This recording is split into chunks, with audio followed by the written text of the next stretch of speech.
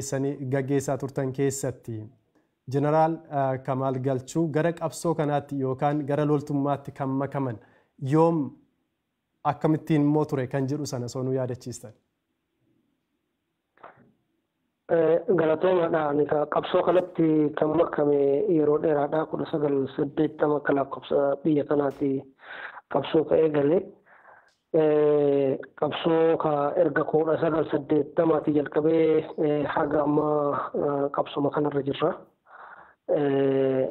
Ijoollummaarraa akkuma hundi keenya yeroo dargaggummaadhaa keessa dabarru mana barnootaatirraa eegallee ijoollummaadhaan waraana keessa galee waraana yoggaluu gara umrii 15-16 ta'a.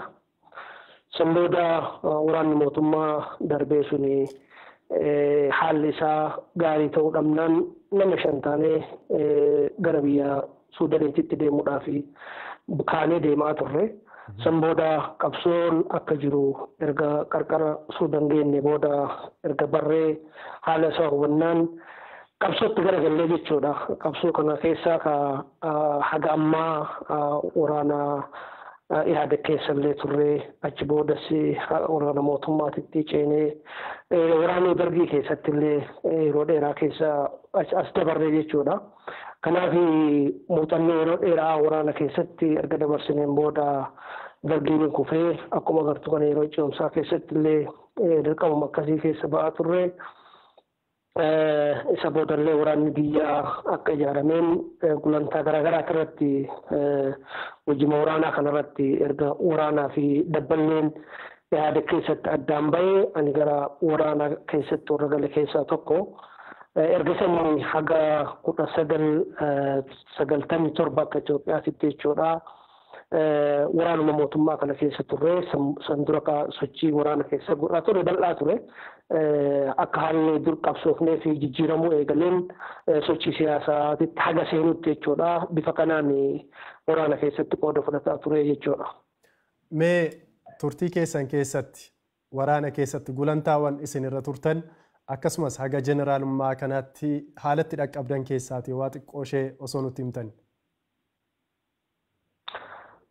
Gulantaa waraanaa irratti namni waraana keessa jiru hedduun isaa haala adda addaatiin gulantaatti darba. Loltuu meexarraa jalqabeetiin sadarkaadhaan kan bakka kana ga'e. Egaa yoo loltuu taatu itti aantee abbaa saglee, abbaa muraasaa, abbaa buttaa taatee baataaleenii ajajjee, birgeedii ajajjee, kutaa waraanaa ajajjee haga iizii deemta. Tartiiba kana eegeetiin waraana keessatti dabarsee lammaffaa leenjilee gurguddaa waraanaaf sadarkaadhaan nama ga'an biyya keessatti kennaman hedduu hordofee jira. Sadarkaa hoggana olaanaa waraanaattis beellaa kan jedhamu ture biyya kana keessatti akka ajajoota waraanaa olaanaatitti leenjiin kennamu.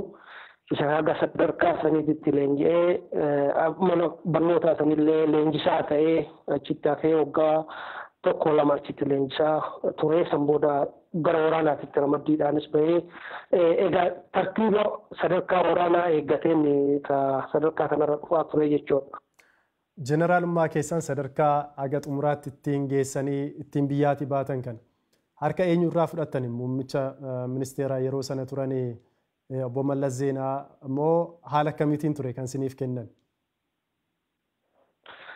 Egaa qajeelfama waraanaa keessatti ajajaa waraanaa waliigalaa piraayimisteeriidha bahee kanatti garuu immoo kan raggaasu pirezidaantii biyyaati. Yoo sani pirezidaantii Nagaasotu pirezidaantii biyyaa turani. Kanaaf akkuma heerri biyyattii hayyamuun bifa saniin kan muudamne jechuudha. Tole sana booddee wal dhabdeetu ture moo qabsoo gaggeessaa turtanitti itti quufinsa dhabuutiin moo bifa akkamiitiin ture waraana kana keessaa baatanii gara qabsoo biraatti ce'uudhaatiif kan murteessitan maaltu immoo murtoo kana akka fudhattan sin taasise yeroo san? Kana yeroo baay'ee haasofnee jirra namni kana hunda gurraa qaba yeroo san rakkoon waan kana nu seensise tokkoffaa akkuma yeroo sana dura ibsaa ture waadaa uummataa galaniitu cabee uummanni waadaan galameef qabsoon godhaa ture sun hundumtuu mootummaan uummataa akka ijaaramu uummanni olaantummaan isaa dhimma isaati irratti biyya isaati irratti egeree isaati irratti akka mirkanaa'u goonaa nuti uummata hireen jeessuu malee uummata irratti aangoo qabachuu mootummaa taanee humnaan itti fufuun turre. Kun hundin cabee kana ta'uun isaa akkuma agartuu uummanni keenya hiree ofii fi murteeffachuun dadhabee mootummaa ofii filachuun dadhabee waa hundumtuu gubbarraa akka safaramee gadi kennamuuf ta'e kun immoo yeroo gara yerootti hammaataa dhufe keessattuu Oromoo waan inni yaadu waan inni barbaadu hundumtuu guyyaa gara guyyaatti itti dhaphataa dhufte nuti immoo Oromoo ta'uu keenyaan bakka jiru hundarratti dhiibbaan kun nu gahaa ture. Bakka jirutti shakkamuun waan gosa kanarraa dhalatteef uummata kanarraa dhalatteef amanamuu dhabuun dandeettii feetu qabaattullee ija shakkiitiin ilaalamuun wanta akkasiitti bal'ataa dhufe erga agarree booda waan kana akkuma sana dura haasa'e akkaataa kanaan itti fufuun akka hin danda'amne erga hubannee booda jaallan wal hubannoo fi waan kana yeroo sanitti hubannoo gahaa qabanii wajjin mari'anneeti waan kanatti seennee jechuudha. Hayyee gara paartii keessan ammaatti yookaan sochii amma jirtan kanatti osoo hin deebi'itiin dura waamicha yeroo isiniitiif taasifame sana mootummaan addatti isiniif waamicha taasiseeru qabaa gara biyyaatti akka galtan moo waamichuma waliigalaa dhiyaateetiin galtanii yeroo galuudhaaf jettan sanallee waraana muraasaa of harkaatii qabdu ture jedhamee yerootti odeeffamaa tureeru ni jira. Biyya Keeniyaa kana keessaallee waraana keessan akka turanii fi fudhattanii gara biyyaatti galuuf qophii akka taasisaa turtan fa'aa dhagayeetiin ture. Gama biraatiin immoo Jeneraal Kamaal Galchuu loltoota hin qabu garuu namootuma as keessa jiran fudhatanii galuudhaaf yaalii taasisaniiru jedhanii kan kaasan isin jiru. Waa sana gabaabsitanii nu yaadachiisuu dandeessu? Tokkoffaa waamichi kan godhame hundaafi nu qofaaf hin godhamne akka hiree ta'e immoo suduudhaan jalqaba kan dhufan nu bira na fakkaata. Dr. Abiy fi obbo Orqineen Dr. Orqineen dhiifama gaafatamaa hajaalaa jechuudha suduudhaan yeroo duraa Kampaalaa dhufan na fakkaata. Isaanii wajji erga haasofne booda miidhama biraati irratti illee akka yeroo baay'ee ibsaa ture biyya seenneetti waan hunda waliin haasofnaa akka jedhamuun walii galle. So akkuma nama hundaati akkuma dhaabuu hundaa fi nama hundaaf godhanii nu wajjin galanii nu biraa galanii jechuudha bifa saniin san booda jila keenya biyya keessatti erginee torbaan lama boodaan illee biyyatti deebi'ee seenaan dubbii sanii gabaaba akkanuma. Achirraa waa'ee qabsoo hidhannoodhaa yeroo keessa turre sanitti qabsoo hidhannoo nuti ala erga baanee duwwaa nuti diina keessa iyyuu hiree jirru waraana ijaaraa turre. Ala erga baanee illee waraanuma bilisummaa Oromoodhaa ijaaraa turre hundumtuu ka beeku.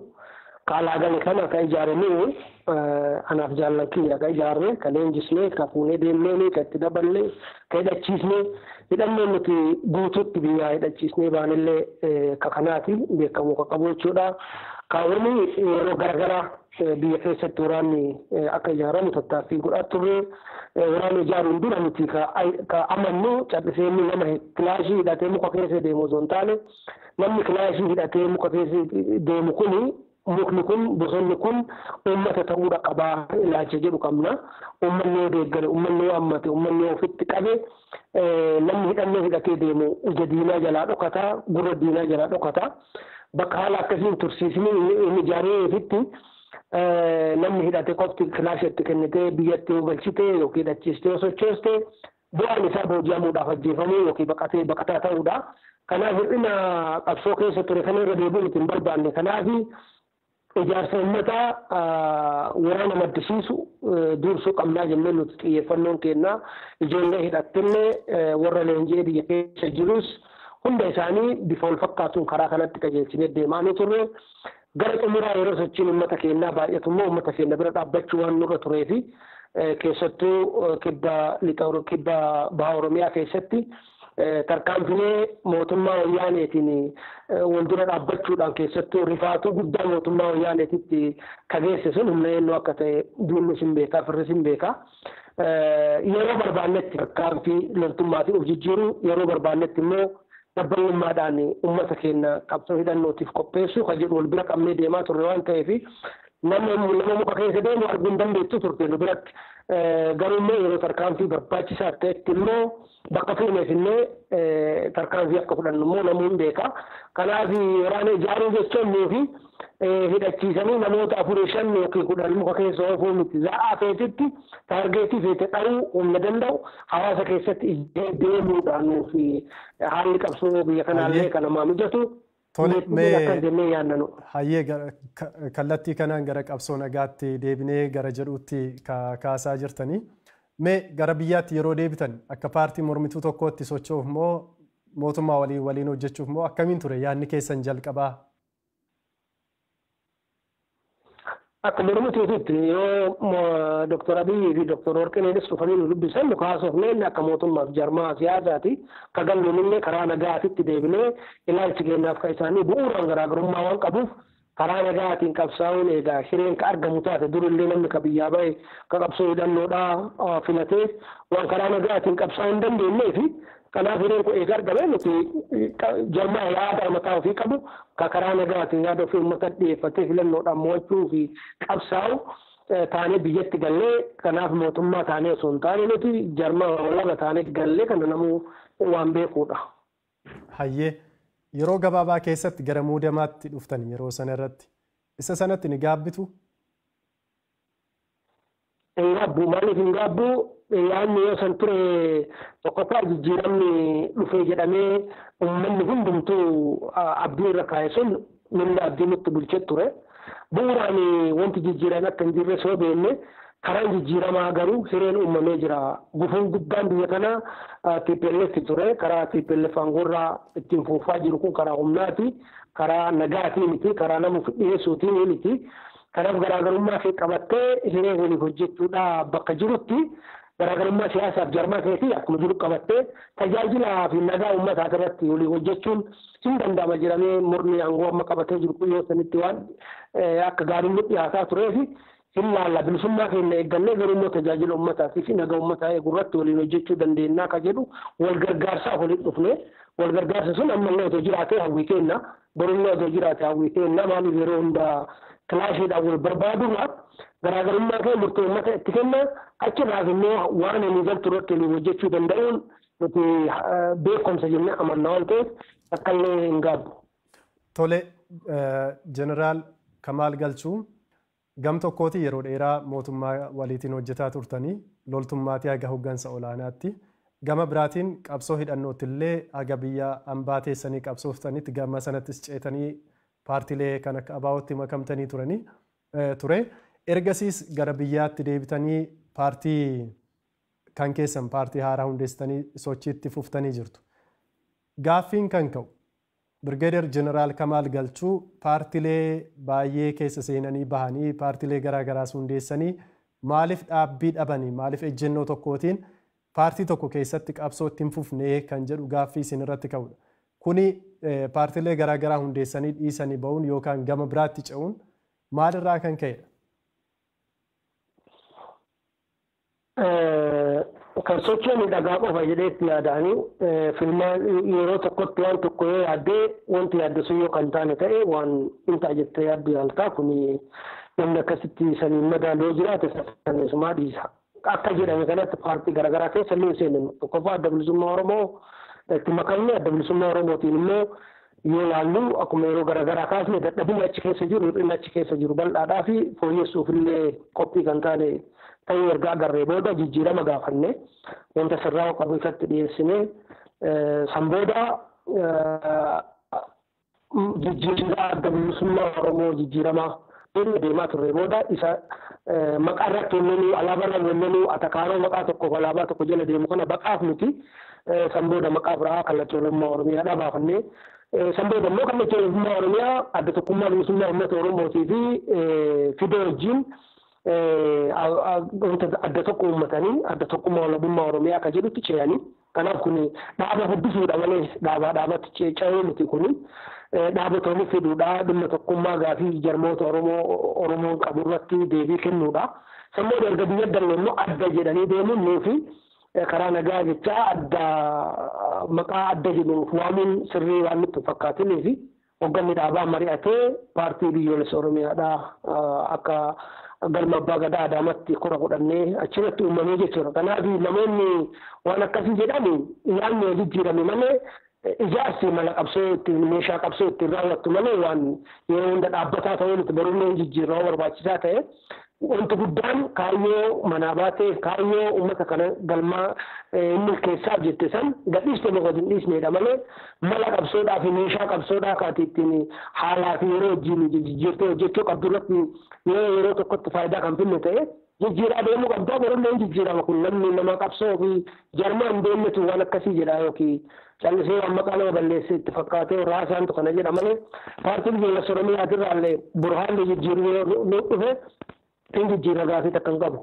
Tole mee akka paartii keessan paartii biyyaalessaa Oromootti qabsoon isin Itoophiyaa keessatti yookaan naannoo Oromiyaa keessattis gaggeessaa jirtan paartilee kaan irraatii ilaalcha bu'uuraa adda ta'e qaba jettanii kan itti amantan maalinni garaagarummaan bu'uuraa keessan paartilee kaan waliin maalinni fakkeenyaaf paartilee gurguddoo biyyicha keessa socho'aa jiran irraatii adda kan isin taasisu.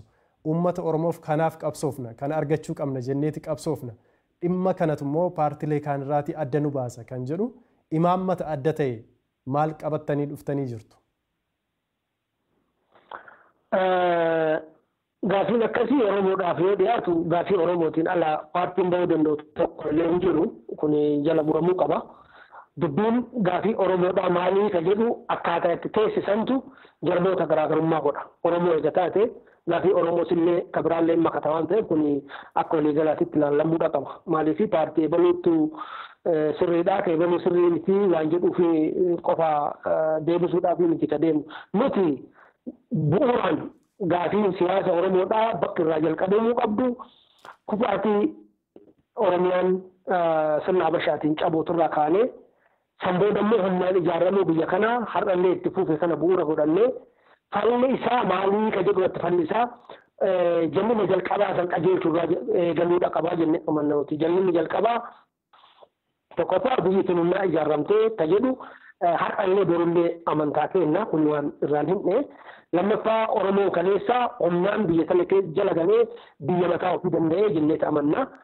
Erga walummaa kanneen booda immoo nu qofaa miti uummattoonni kun hundumtu nu qofaa miti uummattoonni hundumtu humnaa waliin makamanii. Kanaaf biyya uummattootaa ijaarrachuun nuuf filannoo jalqabaati jechuudha. Biyya uummattootaa yoo jennu tokkoffaa biyya humnaan ijaaramte kana uummata gadi dhiisanii akka murtee isaaniitiin fedhan wajjin jiraachuu fedhan kophaa jiraachuu. Kophaa jiraatanii immoo ollaa gaarii ta'uu akkaataa isaa ittiin murteeffachuu danda'an kaa'amuu fi qabaa jennee amanna. As garuuf immoo hiree ofii murteeffachuudhaaf dursa bakka bu'aa ofii manni argachuudha qabaa jenneeti jalqabbiin achirraa eegalamuu qabaa jennee itti murteedhaan qabsoo jirraa jechuudha. Yoo bakka bu'aa ofii argate manni gaafii ofii karaa bakka bu'aa ofii kanaan yoo fedhe uummata wajjin jiru wajjin yoo fedhe immoo kophaa isaa waan na barbaachisaaf naaf ta'a jedhu deeffachuudha qaba. Hadhallee kana kan caalu immoo biyya uummattoota yoo ijaaran gaafiin Oromoodhaa deebi'a jennee amannaa jechuudha. Kabiraa federeeshiniin amma jira jedhamu kuni yoo fi federeeshinii miti. Sirna waaltaa durii bifa jijjiirratee jennee ilaalla. Federeeshinii kan jedhamu waraqaa heera mootummaa qofarra jiru lafarra hin jiru. Teepilleessi keessattis ijaaramee hin beeku har'a immoo daranuu diigamee caccabee badaa jiraa jennee amanna. Kun immoo duuba deebi'ee jechuudha. Akka reebsiin jedhe uummattoonni naannoo ofiitti irratti impaawar ta'anii konseptii konfedereeshinii jedhu saniin deebi'anii biyya takkatti federeeshiniidhaan uummanni irra walii galee wajjin qabu yoo ijaarrachuu danda'an qofa furmaata argata. Kaachirri aadee wanti asii achi suphan kuni murtee uummataa sagalee uummataatiin fedha uummataa irratti yoo deebi'ee kan hin ijaaramne taate Oromoon masaraa galee galuu baate wanti jijjiiramu tokko illee hin jiru jennee amannaa jechuudha. Tole hayyee mee gaaffii kaanitti osoo hin ce'in dura yaada kaanitti osoo hin ce'in dura yaadonni ammasiin kaastan kun paartileen mormitootaas paartiin biyya bulchaa jirullee kallattii garaagaraatiin yaaduma wal fakkaataa kaasu. Walqixxummaan uummataa akka jiraatu, dimokiraasiin haqee akka jiraatu, akkasumas immoo naannoleen akka ofiin of bulchan waanuma ammallee itti jiramu. Hojiirra oolmaa isaa irratti rakkoon jiraadhame kallattii garaagaraatiin haqee qamuyyuu malee.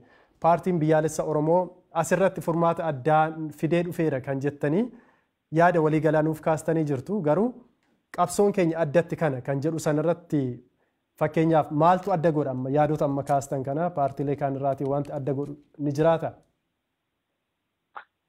Tokkoffaa paartii Oromoo hundumtuu biyya tana Oromoo irratti humnaan ijaaramee hin jedhan. Oromoon biyya tana ijaaruu keessatti qooda qabaa, qooda olaanaa qabaa jedhanii warra amanantu jiru. Biyya tana empaayeera jettaniitu hin waaminaa, humnaan ijaaramte jettanii hin waaminaa. Biyya tana ijaaruu keessatti illee nuti qooda olaanaa qabnaa. Uummattoota kaan wajjin illee qooda qabnaa warra jedhanii amanantu jira jechuudha. Kanaaf biyya sana empaayeraa jedhanii dubbachuuf paartiilee Oromoo gurguddaa jedhamu kan sodaatantu jira, kan of dhoksantu jira. Akkasitti kan amanne jira tokko. Lammaffaa paartiin biyya bulchuu isaatti lafa kaa'ee jira jechuudha. Warroota nuti Oromoo cabsanii biyya Oromoo warra kaabaa wajjin ta'anii diiganii biyya sana humnaan nurra ijaaramanii jennu gootota keenyaa warra biyya sana ijaaruu keessatti seenaa olaanaa taphatee kanaaf seenaa isaanii itti fufnaa jedhanii miidiyaadhaan ifatti haasan atillee dhageette Oromoonis dhagee waan dhoksaa takka illee qabu hin jiru jechuudha. Kanaaf faallaadha jennoon keenya. Oromoo biyya sana ijaaruu keessallee ka qooda fudhate namoota dhuunfaadhaan sirna saniif tajaajilanii sirna sanirraa fayyadamaa wajjin turan malee akka uummataatitti biyyi tun nuun maltii biyya sana ijaarachuu qabnaa jedhee yeroo fudhate hin jiru. Aannan kana nu agarsiisa, calanqoon kana nu agarsiisa. Dhumaatiin Oromoon kaabaa Oromoon salaalee agarsiise. Buqqa'uun Finfinneerraa Oromoon buqqa'e. Diddaan achirraa jalqabee macaaftuu lama itti fuufee jiraawwaa oguutuuf anjarmaa dhale.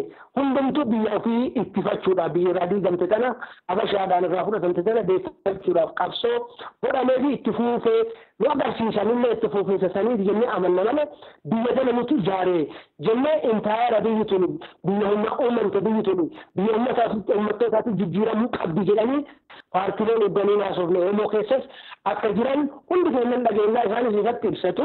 Kanaaf asirratti yaadi keessan jeneraal biyyi kun Oromoon qooda keessaan qabduudha moo Oromiyaan akka biyyaatti bu'uureffamuu qabdiidha moo maal jechuudha? Amma empaayeera yeroo jennu yaada empaayeeraa kana paartiileen qabatanii dubbatan yeroo ammaa kanatti dhiyeenyatti dhageenyee hin jirru moo sabaaf sablammoota kaanirraatii adda baanee jiraachuu qabnaadha moo maal jechuudha yaada kana soo ibsitan?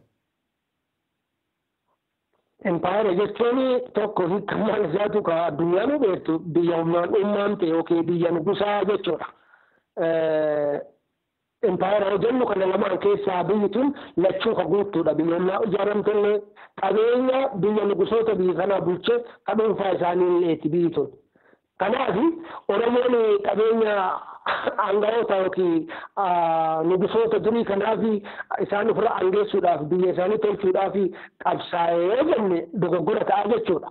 Kanaaf nuti jechaa jirru ummata Oromoodhaaf mirga kennuu jechuun ummata Tigraay mirga kennuudha, ummata Amaaraa mirga kennuudha, ummata Sidaamaa mirga kennuudha. Hundumtuu fedhuu waliin jiraachuu, fedhuu ollaa gaarii ta'uun murteen isa harkaati. Yoo mirga kana kennineefi ummanni kun hin faca'aa, biyyi tun hin faca'aati, qorqalbii jedhu cabsuu barbaanna nuti. Kanaan qabsoofnaa jechuudha. Yoo qorqalbiin kun cabe, yoo mirga fedhe ummanni akka murteeffachuudhaaf hireen isa harka jiraachuu kan walii amanan ta'e ummanni waliin jiraachuudhaaf karaan banaadha. Garuu amma kan arginu yoo mirga akkasii kabajame ummanni tunis baay'ee addaan faca'aa biyyi kun hin diigamtii qorqalbii jedhuuni mirga uummataa ukkaamsanii jiraachuun kun itti fufiinsa ilaalcha warra empaayeera ijaareetii jennanu. Kun yoo cabe uummattoonni gatta'anii biyya tana maqaa jedha itti baafachuu danda'u akka fedhanii ijaarrachuu danda'u yoo sanii darbanii jedhuu dadhaban immoo haqa olii beekanii ollaa gaarii ta'uu danda'u.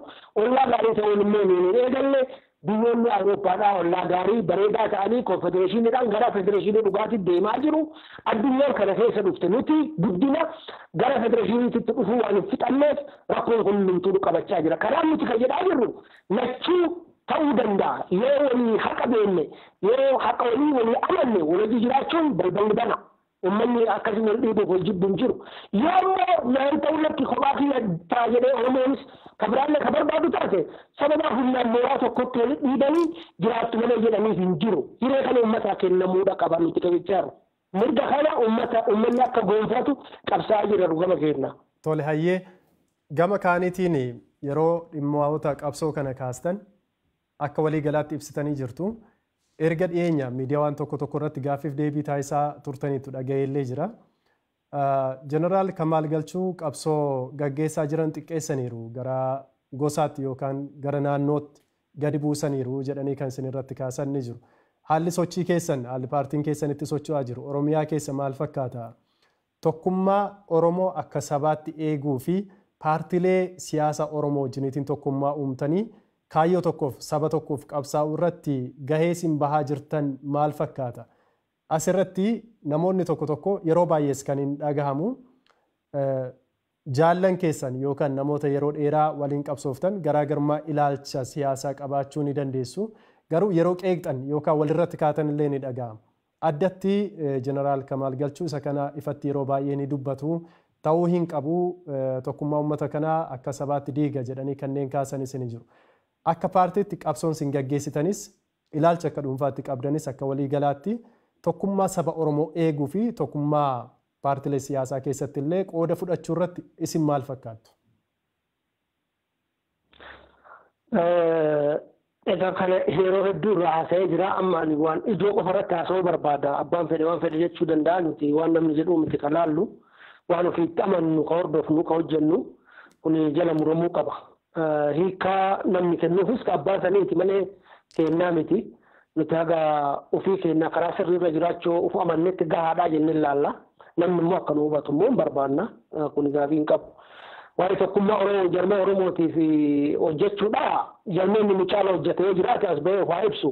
Akkuma ibsiin jedhe paartii biyyoolessa Oromiyaadhaa yeroo utumnu jarmaa Oromoodhaa sadiirraa utumne kun ilaalamuudha qaba.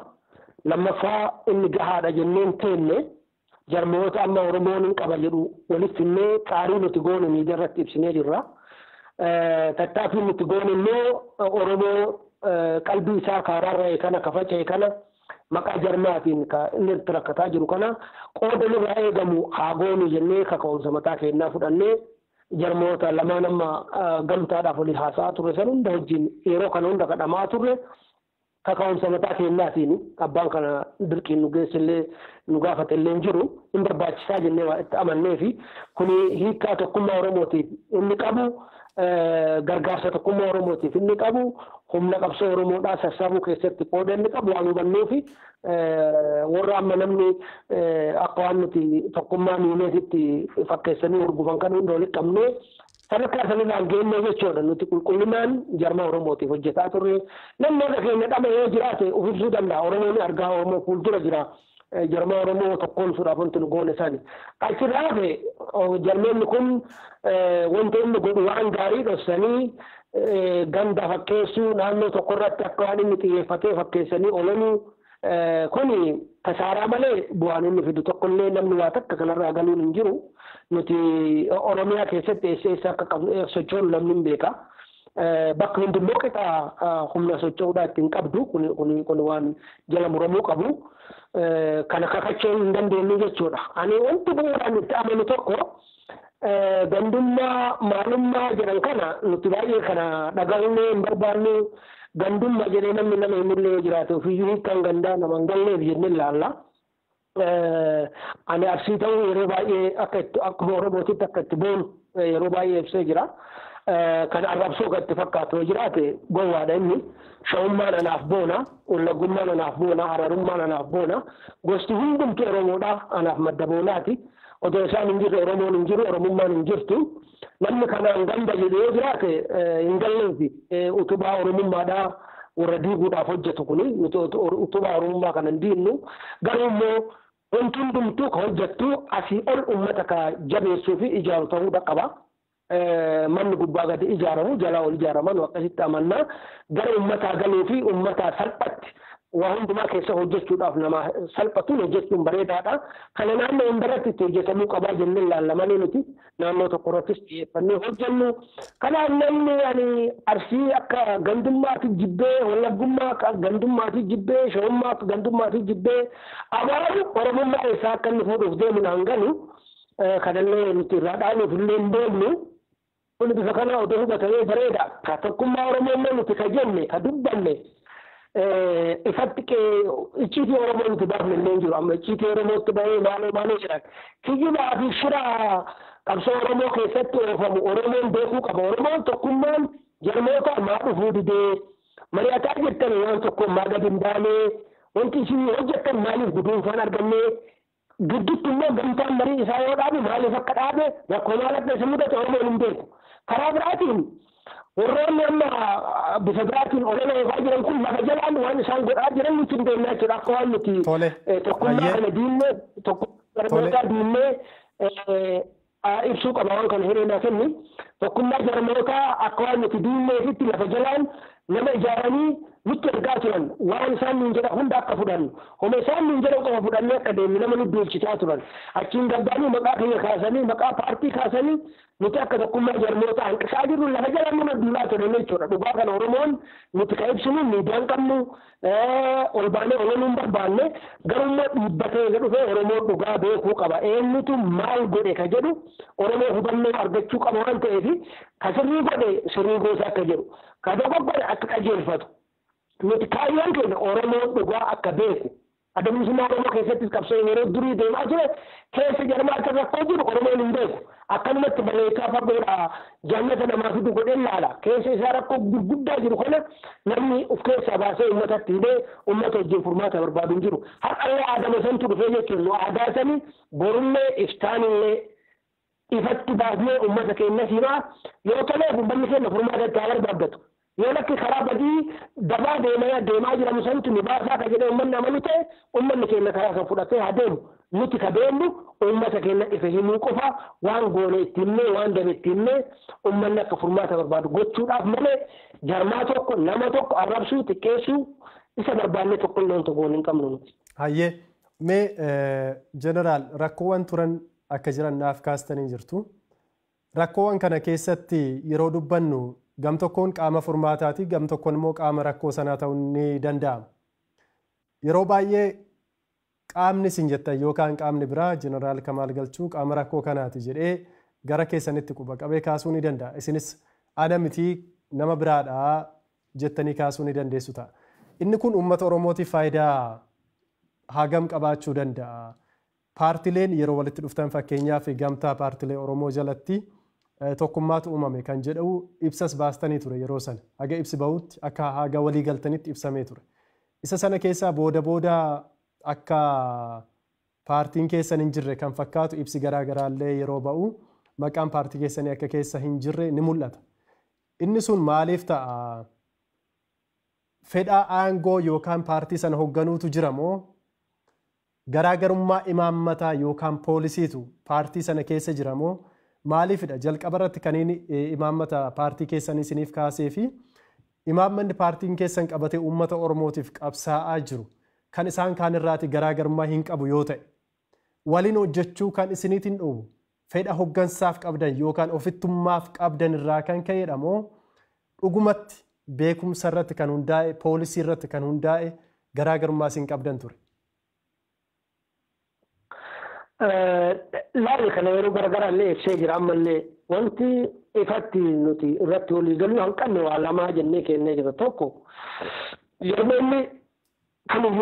jarmeenni kamiyyuu walii hojjechuu jarmeedhiis namummaan dhuunfaanuu waa tokko walii gochuudhaaf wal kabaja qabaachuu qaba. Wal qixxummaa waliitiif amantaa walirraa qabaachuudha qaba. Yoo kabaja waliin qabaanne jarmeenni tokkollee walii hojjechuu hin danda'u. Oromoo keessatti rakkoo kan ta'e keessattuu qabsoo warraaqsa Oromoo keessatti gaggeeffamu keessa rakkoo kan ta'e wal kabajaa fi wal dhaga'uudhaaf qophii miti na dhaga'a qofa. Anatu beeka, ana danda'a, anuma dhaga'a, anuma jala deema. Dhukkuba kanatu nu qabate jechuudha. Kana dhiisnee jijjiirama guddaa ofirratti fiduu qabna. Jijjiirama sammuudhaa ofirratti fiduu qabna. Hundumtuu dhimma saba kanaatiif qixa itti gaafatamaadha. Qixa irraa fayyadamaadhallee. Qixa qoodallee fudhachuu qaba. Kanaaf akka jarmaatitti alaaffatu haajabaatu namu deeggaraa qaba. Uummata isa dhageeffatu qaba. Nama isa mararfatu qaba. Kanaaf kana hundayyuu walitti fiduudhaaf wajjin tokkoomsuudhaaf jarmoonni kunniin ilaalcha wal kabajaa wal gidduutti wal qixxummaa irratti amanuu qaba. Jenna amannaa jechuudha. Isin kanarraa bilisa turtanii akka dhuunfaatti fakkeenyaaf akka gaggeessaa olaanaa tokkotti. Nuti bilisa turre. Nuti bilisa turre kanarraa kana kadheessaa ture nuu. Akkana ilaalaalluu jenneet yaada kana kadheessaa ture nuu jechuudha. Proposaalii dhiyeessu nurree maddi keenya kanarraa.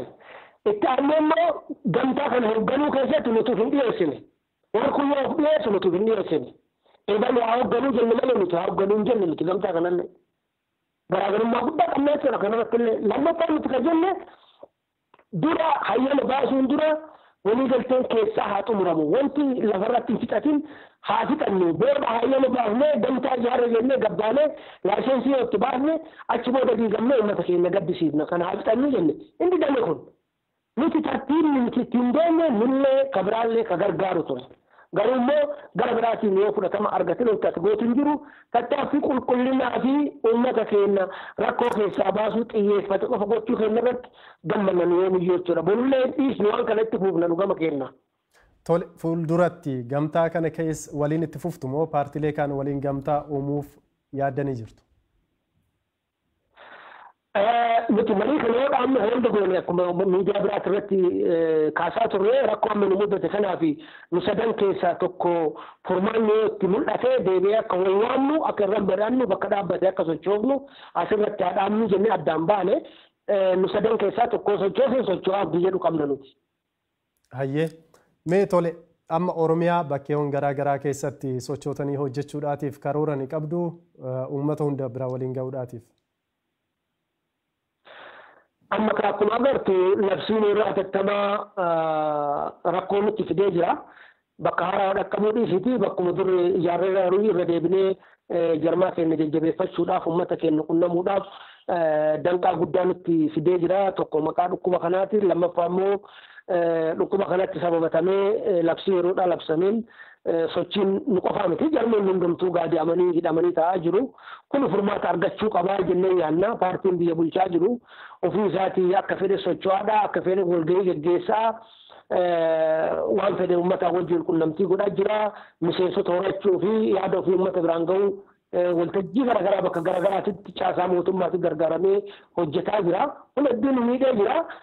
Kanas ta'ee garuu immoo karaa adda addaatiin miseensaa fi caasaa jarmaa keenyaa kana jabeessuudhaaf karaa dhoksaatiin illee ta'u yookiin sochii oofishaal hin taanes ta'u hojjetaa jirra yaalaa jirra karaa kana itti fufna garuu immoo hiree socho'uudhaan qixa akkuma mootummaatitti paartii biyya bulchuu akka nuu kennamu gaba keenyaan dhiibbaa godhuu barbaannaa jechuudha. Tole gaaffiiwwan ka'aa jiran keessaatii paartiin keessanii fi isinis akka dhuunfaatti hariiroon amma mootummaa waliitiin qabdan maal fakkaata? Bifa kamiin waliin hojjettu? Kan jedhu ni jira. Bareeda. Kun gaaffii ka'umsi isaa nagalaa garuu immoo isa yaada dhugaadhaa deebisuudhaafi nuti mootummaadhaaf paartii wal mormu ifatti kun beekamuu qaba. Lammaffaa mootummaadhaaf ammallee deeggarsa akka qabnu qabsoo karaa nagaa irratti haga inni gufuu nutti hin ta'in nuti kana qofa barbaanna mootummaa irraa jechuudha. Qabsoo karaa nagaa irratti haga inni gufuu nutti hin ta'in karaa nagaa waan miidhaa waan karaa nagaatirraa nama baasa dhiibbaa karaa nagaatirratti godha tokkollee akka godhamu hin barbaannu eenyuunu haa ta'u eenyuunu mootummaas dabalatee humnoota biraallee dabalatee qabsoo karaa nagaa kana akka gufachiisan hin barbaannu. Mootummaan biyya kana yeroo ammaatitti humnaanis ta'e bifa fedhanii harkaa qaba. Karaa nagaa kana akka ofiillee kabajee humni biraallee akka karaa nagaa kabaju akka taasisu barbaannaa jechuudha. Nuti akka kun gufatu feenu karaa nagaatiin qabsoofnaa jennee galle waan ta'eef nu qofaa miti warri karaa garaagaraatiin waan gargaraa yaamus qabsoo karaa nagaa geggeessinee as ta'a nu qofaa miti. Hundumaa ka fayyadu karaa qabsoo nagaati. Qabsoon karaa nagaa immoo tikfamuu qaba, eeggamuu qaba. Qoonni mootummaa immoo kana keessatti olaanaa waan ta'eef wanta karaa kanarraa gufannoo tokko fidu. Qabsoo karaa nagaatirraa hunda keenya dhiibu qaama karaa nagaatitti amanu hunda wajjin dhaabbannee qabsoo nagaa geggeessuu barbaanna nuti. Kanarraa kaafe mootummaan hariiroo morma wal mormuu qabna malee kan uummanni arguu kan uummanni beeku nuti. Kanaaf yoo warra biraa shakkame malee warra shakkamee miti kanaaf.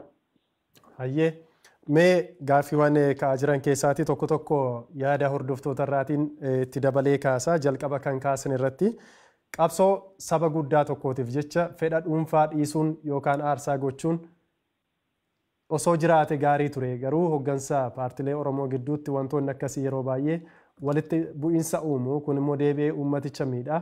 Qabsoo uummannis akka uummataatti gaggeessu galmaan geessisuu irrattis dhiibbaa qabaa kan jedhanii kaasan ni jiru. Asirratti barreeffamoota irraatii argaa jirullee isin isa kanarratti hanqina hin qabdanii jedhanii kanneen kaasan ni jiru.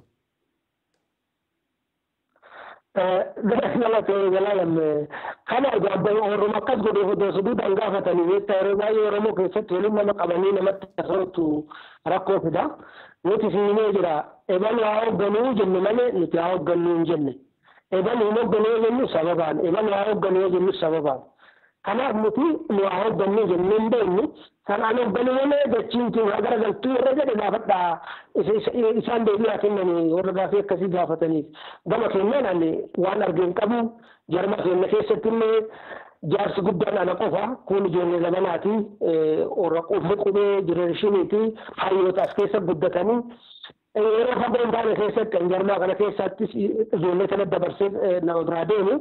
Kanaaf qophummaan nuti jarmaa keenya keessa goonuu gamtaa keessatti illee akka ta'u kan barbaannu faallaa waan namni jedhu kanaaf nuti achitti nama shakkamus miti nama laallamus miti nuti. Haaloo walirratti ba'u yookaan maqaa walii wal xureessuu walirratti dubbachuun kun maal fakkaata? Fakkeenyaaf abaaboo waliitiin qabsoo gaggeessaa turtanii deebitanii adda baatanii jirtu. Siyaasa tokko keessatti yeroo dheeraa keessatti garaagarummaan ayidooloojii uumamuu ni danda'a. Haa ta'u malee dhimma yeroo sana irratti wal dhabdan sana erga gara biyyaatti deebitanis akka haalootti yookaan miidhama yeroo sana walirraan geessan kaasuudhaatiin wal fudhachuu dhabuun deebi'ee qabsoo uummata kanaa miidhuu danda'u? Ammallee wal haa kabajnu, qixattee haa yaallu, gaafii Oromoodhaa haa dursinu, karaa qabsoo nagaa irratti haa jabaannu, uummata keenya bilchiginnaan akka haleeluu fi karaa nagaa irraa baanee haala mijeessuu qabnu jechuun eenyuun akka miidhannaan galu godhubachuudha. Kun halluu miti waan kaleessa irratti wal dhabnes kaasnee mari'annee hin deemnu. Kaleessa illee wal dhabnee dhiifama dhuunfaadhaan dhiifama hin jennee jira. Qabsoo Oromoo keessatti harkaan qabdu waan ta'eef. Achi baatee wanti nuti dhiyeessine waan xiiqiidhaaf jibbaansaaf wal dhiibuudhaaf agarsiisu takka illee qabdu jechuudha. Takka osoo akkas ta'e maaliif danda'ee ofii keenya kaka'umsa fudhannee danda'ee walitti qabuudhaaf nama walitti fiduudhaaf maaltu nu dhamaasanii kontiraanni addaa nutti hin kennamne bara qabsoo Oromoodhaa nama hundaa'ee abbaan fedha akka fidaa ta'u jennee taa'uu dandeenya. Yookaan aangootoo ta'e mootummaa wajjin hojjettee garaa keetiif hunda keetiif hojjettee ta'e karaan balaadhaa bara karaa waa hunda itti godhachuu dandeessee dhuunfaa ta'e ta'e. Bara immoo gaafii uummata kanaatti hirrina nu dhoorgaa fi rakkoon nutti ta'ee jiraa fi nama hunda walitti qabuudhaaf dhamaana. Walitti dhamaan kun dhamaan keenya yoo kan nama biraatiif hiikaa biraa kennu ta'e homaa isaan gargaaruu hin dandeenye akkasii yaadu. Nuti garuu hojiin keenya gochi keenya namni nu hubachuu danda'u guyyaa guyyaan nu hubataa jira Oromoon jennee abdanna nuti. Waan nuti goonu jiraan suuraan taanee fi maqaan taanee nurra tuulaa gaafa uummata keenya keessa hin jirre uummata keenyatti waan fakkeessanii nu himaa turan hin deemna. Har'a garuu zaama si wajjaafuu kana rakkoo gamtaa keessa utubameen dhufeen booda erga nuti ibsinee booda hayyoonni gurguddaan namoonni yaada bilchaataa qaban hubannoo isaanii akkana akkan turu dhugaan deemaa jirullee kana ta'uu isaa akkan beekne wanti nu ibsine akka waan dukkana keessa waan ture isaanii ibsanii ifeetitti dhugaa dubbachaa jira jechuudha. Kakunimmoo jallinni lafa jalaan deeme harkaatu qabeef harkaa dhaamelloo yoo iyyan argaa jirra jechuudha. Isaan illee guyyaa tokko dhugaa ofitti himanii karaa qajeelaatii fi sirrii ta'e uummata kana gargaarutti deebi'anii dhugaa uummata Oromootiif ima hojjetu ima himuu jennee laallannu kanarra hojjechuun dhiisnu kun har'allee xiiqii miti. Kun har'allee barbaachaa miti. Aadaa kaleessa keessa turan wal balleessuu sun ammallee dhaabbachuu qaba. Kaanummaa isaanii cimsuu sun ammallee dhaabbachuu qaba. Bakka hin jirutti as hin jiraatin sun dhaabbachuudha qaba. Hundumtuu yaada qaba furmaata barbaada. Abbaadha qabsoo kanaaf. Kanaaf qixa ol kabanyee qixa wallaallee waliin deemuun fedhaa osoo hin taane dirqamanii amannaa jechuudha. Bakka kun hin jirretti eenyuyyuu milkaa'uu hin danda'u. Kana jala mura dubbachuu barbaada jechuudha. Hayyee. Akkaataa dubbii keessan irraatii hubadhuttis akkasumas kanaan duras akkaataa ibsaa turtan irratti filannoo yeroo dhufu paartiin keessan paartii mormituu biroo wajjin kan dorgomu moo paartii biyya bulchaa jiru wajjiniitiin kan dorgomu fakkaata. Yeroo baay'ee kan walirratti kaastantu caala wanta ta'eedhaatiif imaammata siyaasaa keessan qabattanii dhiyaachurra walii keessan irratti kan kaastantu yeroo baay'ee dhagahama. Amma uummataatiif kana qabadheen dhufaa jira. Siyaasa Oromoo gara kanatti hin ce'isaa, dinagdee Oromoo gara kanatti hin ce'isaa, barnoota Oromoo gara kanatti hin ce'isaa jedhamee seektaroota hundaatiin siyaasa keessatti wanta barbaachisu sana uummanni kan barbaadu sana gama qonna isaatiin kanan godha jedhanii dhiyeessuutiin qofa. Imaammata fooyyee qabu tokko qabaachuu keessan argisiisuudhaatiin qofa. Paartilee mormituu kaanis haa ta'u mootummaa injifachuun osoo danda'amu kan wal dorgomtan fakkaata. Isa kanatti fuftu moo akkamitti deemtu amma fakkeenyaaf filannoo gahee osoo duula filannoo gaggeessuu jalqabdan? Onatamuu qabu tokkoffaa paartileen haga paartii tokko ta'anii yookiin adda tokko jalatti yookiin agoobara tokko jalatti sagantaa tokkoo fi dorgommii tokko dorgommiidhaaf hin murteeffatinitti waliin dorgomu homaa gaafii hin qabu. Yeroo waliin dorgoman garuu sagalee isaan argatan akkamitti moosisuu akka qaban odoo adda tokko illee hin ta'in dhaaba tokkos hin ta'in agoobara tokko illee hin ta'in akkaataa waliin fidachuu danda'an heera mootummaa keessatti jira. Inni rakkoo miti jechuudha. Irra guddaan nuti kan barbaadaa turre kaampii Oromoo keessatti poolitikaan keessattuu jarmoonni siyaasaa hordofan bakka lamatti addaan bahee jira. Tokko karaa paartiin biyya bulchu hordofu ilaalcha akkasii warreen qaban mootummaa wajjin dhaabbatanii jiru. Mootummaa wajjin dhaabbatanii mootummaa deeggarraa isa wajjin dhaabbannaa isatu hin deemuu qaba karaa inni deemu deeggarraa kan jedhee jennee fudhatee inumaa diigamee itti makamillee jira. Warra achirraa hafne karaa dursirrii miti mootummaan kun mootummaa uummanni filatee miti ammallee filannoo dimokiraataa godhuu isaa shakkii irraa qabna uummanni keenya waan fedhee murteessellee kabajuu isaa gaafii irraa qabna kan hundaaf mallattoon akkaataa inni amma sochii siyaasa Oromoo keessatti deemaa jiru kan ittiin qabaa jiru kanaaf ammarraa jalqabnee karaa inni deemu sirriidha jechuu hin dandeenyu uummanni keenya garaagarummaa keenya kana yeroo filannootiin murtee itti kennee muflachuudha jennee warreen socho'aa turre jiraachuudha gama biraatiin. Kaantiin kun akka nuti yaadnee lafaa kaanee barbaannetti tokko nuu ta'uu hin dandeenye. Garuu immoo sagalee uummataa akka hin facaane barbaannaan yoo dhufne jalqaballee jechuudha. Sagalee uummataa kun sadarkaa naannootitti sadarkaa biyyoolessaatitti sadarkaa biyyoolessaatitti humnoota biraa wajjin akkamitti barcuma harka guddaa mootummaa kanaa mo'atee uummata Oromoodhaa daran hiriyaammoo inni argate gala injifannoo inni argate gala daranuu guddisee keessaa goobaan galaa jenneeti akkasii yaadnee hojjetaa turre kun hin taane jechuudha. Kuni amma kan nama agarsiisu maali? Yoo bilchiginnaan onnee argatee karaa uummanni Oromoo gaafatu kana poolisii isaa amma harkaa qabu kana jijjiiree kafaallaa Oromoo keessattuu gaafii sabummaadhaa Oromoon qabu qoodannaa Oromoon biyya sana keessa qabaachuu barbaadu hiree ofiin murteeffachuu barbaadu waan gurguddaa lafoota isaa bakka garaagaraatitti harkaa fudhatamanii jiran kana afaan isaa aadaa isaa ka biyya kana keessatti bakka olaanaa bakka isaan mala akka inni qabaatu Oromoon barbaadu kana fudhatee deebi'ee sarara gaafii Oromoo kanatti yoo paartiin biyya bulchu hundi taate garaagarummaan inni nuu qabu hin jiru jechuudha gaafa asitti deebi'e isa wajjinis filannoo gudaan dhufa yoo dhufe bareeda waan dhufu nutti hin fakkaatu. Yoo kanan ta'e horii hojjechuu hin dandeenye madaaliin keenya kana malee akka namni muuziqaa godhee bilchiginnaa yookiin paabaa yookiin abaa yookiin kafaa jedhee addaan baasee kaan diinaa kaan fira jedhee qoodu kana nu ammatti olola akkasiillee qoodamnaa akkasiillee hin barbaannu jechuun feene jechuudha. Xumura ijjannoon paartilee kana filannoo uummataatiif yeroo dhiyaatan akka reebsii ibsatanitti kan itti deebi'ee dhiyaatoo ta'e abbaa gadee wajjin hojjetta. Inamin gammachiisuu fi daluun aarsuu miti kun uummata Oromoo injifachiisuudha waan ta'eef ammallee bilchiginnaa kan dura dhaabbataa jirruu fi abjuun isaa karaa inni deemu akkaataan inni Oromoof gaafii isaatti qabaa jiru sirrii miti. Oromummaan isa dura darbee akkaataa itti qabaa jirudha kan nu dhabsiisaa jiru malee yoo inni karaa kana sirreeffate diina irraa maaliifii kan jennuu qabnu. Tole mee gaafii gara xumuraatti dhiyaanneeti kan jirru kabajamtoota hordoftoota keenya sagantaa BBC Afaan Oromoo keessummaa keenya Jeneraal Kamaal Galchuu waliin taasisaa jirrudha. Kallattiin kan hordofaa jirtani yaada keessan nu biraan dhaqqabsiisaadha kan jirtan ammas qooduutiin hiriyoota keessan biraan dhaqqabsiisuu ni dandeessu. Daqiiqota muraasa hafte keessatti gaafiiwwan tokko ni kaasan ammas turtiin keessan waliin haa ta'u. Mee Jeneraal dhimma federeeshinii jalqaba kaastanii ture. Sirna federaalizimii Itoophiyaa keessatti amma jiru irratti rakkoo qaba jettanii yeroo garaagaraa isinii dubbattu. Ijaarsi sirna federeeshinii sadarkaa magadii sadarkaa maganda aanaarraa jalqabuu qaba.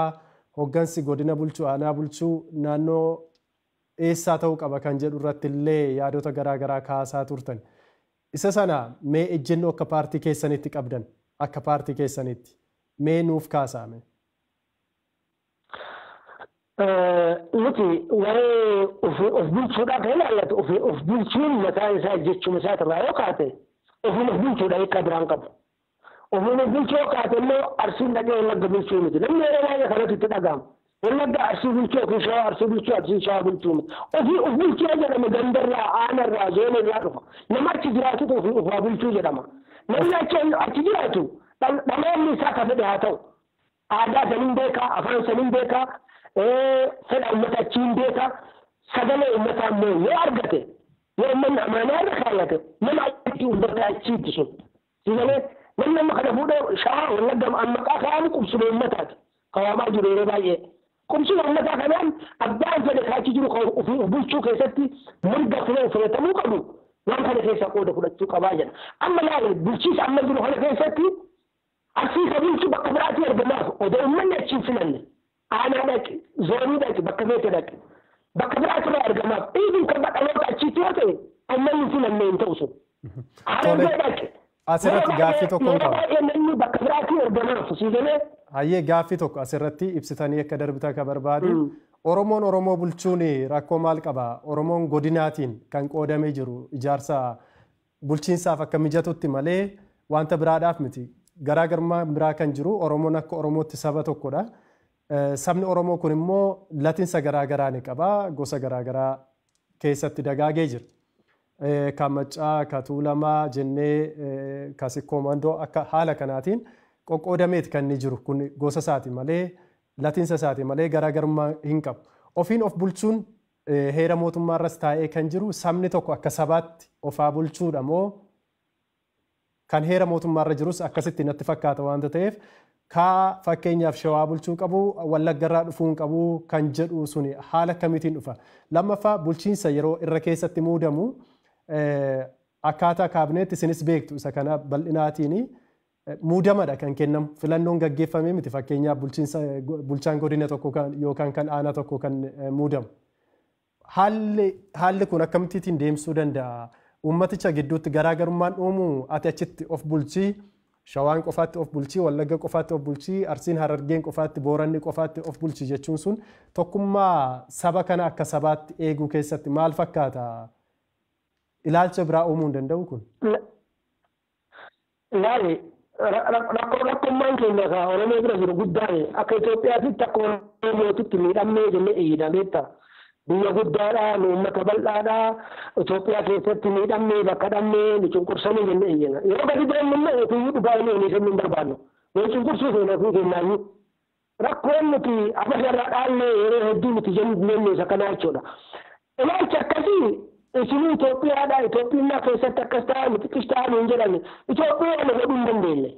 Yoo gadi buutee naannoo keessatti ati ofiin bulchinni bakkuma fedhan yoo sii dhufe yeroo ka jettuun ta'e hiikkannaa ofii bulchuutu eessatti jira oola tokko. Lammaffaa Oromoo dugda seenaa isaa beekuu dhabuurraa kaanaaf fakkaatu. Oromoon gaafa sirna gadaatiin bulu akka amma jedhu kanatti miti ka bulaa tokko.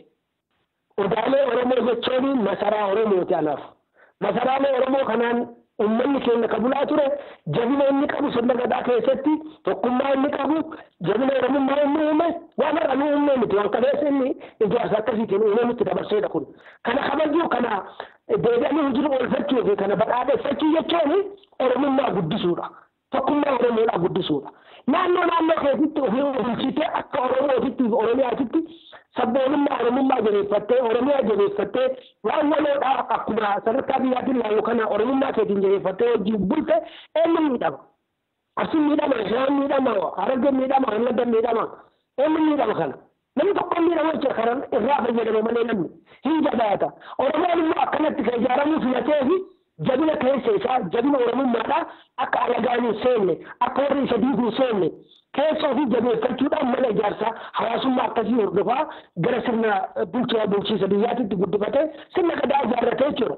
Sirni sun hin guddisna sirna gadaan guddisnaa jennu afaan qofaan ta'uu qabu. Waraqaa qofaaf kisisii qofa PhD itti hojjechuu maastarsi itti argachuu fi miti hojjetamuu qabu. Dhamaan gadi buutee olii bulii Oromoota hundaa goonoote qaama gaarii isaa hunda keessaa baastee bakka inni seenuu qabu kan hunda seensiftee jabina Oromootiif oolchuu qabdaa jennee amannaa jechuudha. Kuni hammam miidheera kanaan dura fakkeenyaaf mee sirni kuni akka cunqursaatti ilaaltani moo akkamittiin ilaaltani kanaan dura saba kana uummata kana miidhee jira sirni bulchiinsa akkasii kun fakkeenyaaf naannoo sanatti dhalachuu dhabuu isaatiin naannoo sana bulchuun hoggansaaf gahumsa qaba yoo ta'e namni tokko misooma fiduu danda'a yoo ta'e irra caalaa immoo sadarkaa hoggansaarra warri jiran naannoo Oromiyaa keessa irra deddeebi'anii bakka garaagaraa irratti muudamanii warri bulchaa turan hedduun isaanii ni beekamu muuxannoo kana qabu jedheetuma ni yaada. Kuni akka cunqursaatti ilaalamaa yookaan akka uummata sana miidhuutti ilaalamuu danda'a?